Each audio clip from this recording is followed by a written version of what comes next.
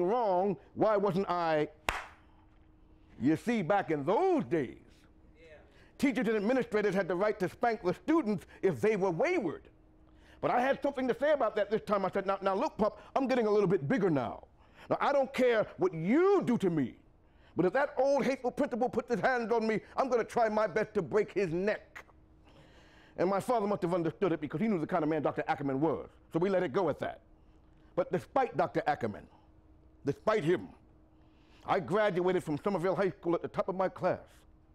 Now, in 1915, there was an examination, a test that was given by the state of New Jersey for a full 4-year academic scholarship to go to Rutgers College, which is now Rutgers University.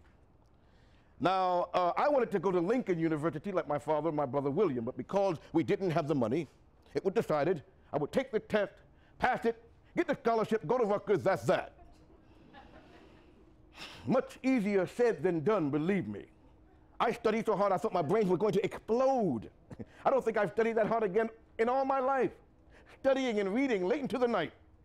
And I took that test, and I passed it, and I got that scholarship.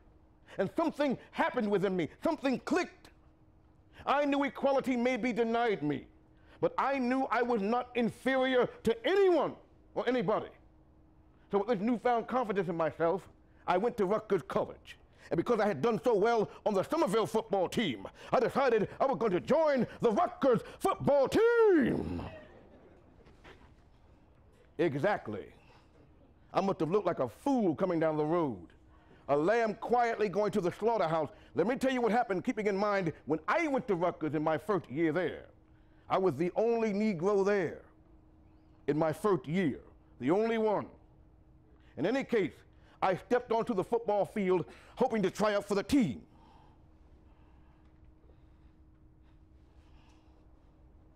I saw nothing but older, angry white football players who really didn't want me there. I tried to make a play. Someone ran up to me, punching me in my face, breaking my nose.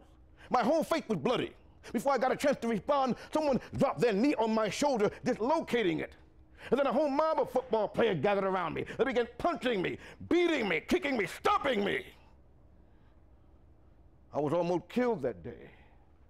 I was lucky to escape with my life. I had to stay in bed for 10 days straight. Now, during the time my brother William comes to visit me, I'm pouring my heart out to him, telling him, William, I've got to find some way to get out of Rutgers because if I don't, they're going to kill me. And this is what William says to me. Well, Paul, you do what you feel is best. But I would hate to think, and I'm sure Pop would hate to think that our family had a quitter in it. You see, that William had a way with words. He knew Pop would not accept quitting. And my father had oftentimes told me that to be the first in anything, particularly if you're black, means you have to take whatever they give you because you're going to make it easier for the next black person who's coming in behind you. So I went back to Rutgers. And I tried out again for the Rutgers football team. Now this time, I grew eyes in the back of my head because that was not going to happen to me again. I made another play to try out for the team.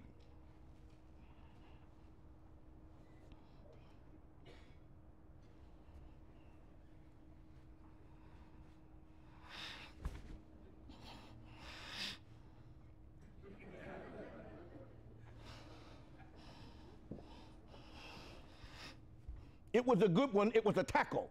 But as I lay on my face, my right hand outstretched as so, someone decided to get up, walk over to my right hand, and step on it as hard as they could, hoping to break it.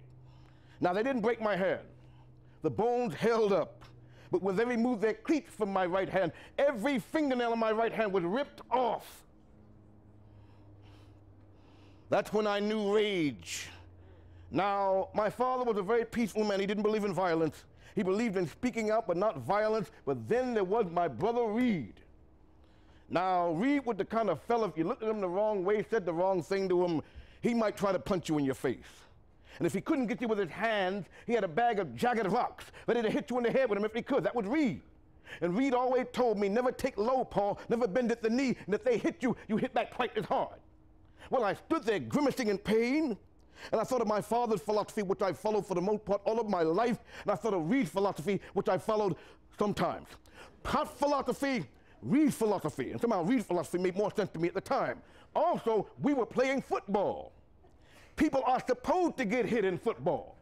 I went right back to the next play. I didn't care if my hand was hurting or bleeding or not. There were 3 big men in front of me. I made a wide sweep, and I knocked them all down. Then I went after the man who stepped on my hand. I grabbed him and lifted him up over my head. I was about to break him in 2. I was about to kill him, but at that point the coach yelled, "Robeson! Put that man down. You're on the team."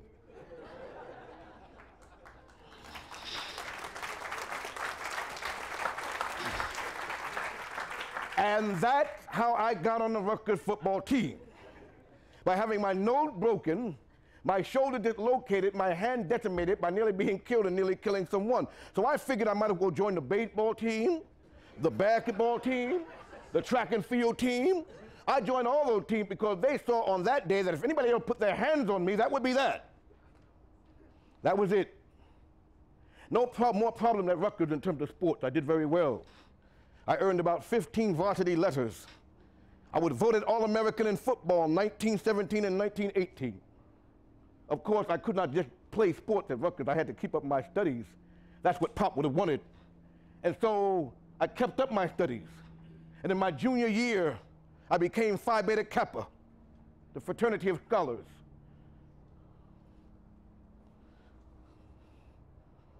Also in my junior year, the man who was my anchor and my rock, my pop, he died. Now, I had won all the oratorical contests in my freshman, sophomore, the junior year being the most important.